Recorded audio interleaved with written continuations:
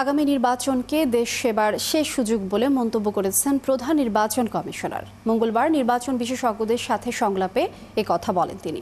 সংলাপে বিশেষজ্ঞরা গণভোট, নির্বাচন কর্মকর্তাদের চ্যালেঞ্জ ও পর্যবেক্ষক সংস্থার অনুমোদন সহ বিভিন্ন বিষয়ে মতামত দেন। দুপুরে নারী নেত্রীদের সাথে সংলাপ করে কমিশন। আরও জানাচ্ছেন ফারজানা আক্তার। ত্রয়োদশ জাতীয় সংসদ নির্বাচনকে সামনে রেখে শুরু হয়েছে ইসির সংলাপ। তৃতীয় দিনে নির্বাচন বিশেষজ্ঞদের মতামত নেয় ইসি। সংলাপের শুরুতে কথা বলেন প্রধান নির্বাচন commissioner AMM Nasir Uddin. CEC বলেন, বিশেষ পরিস্থিতিতে দেশের ক্রান্তি লগ্নে দায়িত্ব নিয়েছে এই কমিশন। বিশেষ পরিস্থিতিতে একটা বিশেষ ধরনের সরকারের অধীনে আমাদেরকে নির্বাচনে যেতে হচ্ছে। আমি এটাকে নিয়েছি একদম আমার জীবনের একটা শেষ সুযোগ দেশের জন্য কিছু একটা করতে পারা।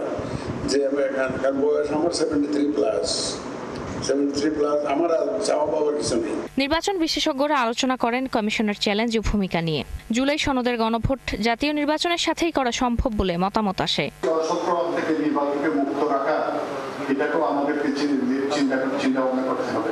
বৈধ এবং অবৈধ উত্তরের প্রয়োজনীয় ব্যবস্থা গ্রহণ করতে হবে।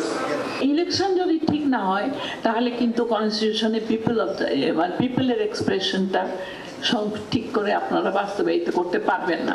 সেজন্য আপনারা নির্বাচন কমিশনে যারা কাজ করেন তারাই হচ্ছেন কিন্তু দেশের গণতন্ত্রকে ধরে রাখবে। তারা আইন শৃঙ্খলা বাহিনীর যে সক্ষমতা সেটি নিয়ে আমরা স্যার বলতে পারবো না আসলে, কিন্তু তাদের যে এনগেজমেন্ট মডালিটি এটা নিয়ে একটু আসলে ভাবতে হবে।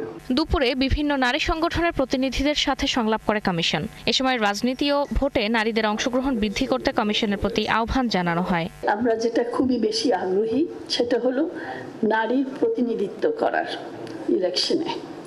সেখানে রাজনৈতিক দলদের থেকে আমরা আশানুরূপ কোনো যে ধরনের আমরা উৎসাহ চাচ্ছিলাম সেটা পাচ্ছে না। যদি বিজ্ঞাপন আপনারা দেন, সেই বিজ্ঞাপনে আমি প্রতিবন্ধী মানুষ এবং নারীদের অংশগ্রহণ করতে উৎসাহিত করার জন্য বলবো।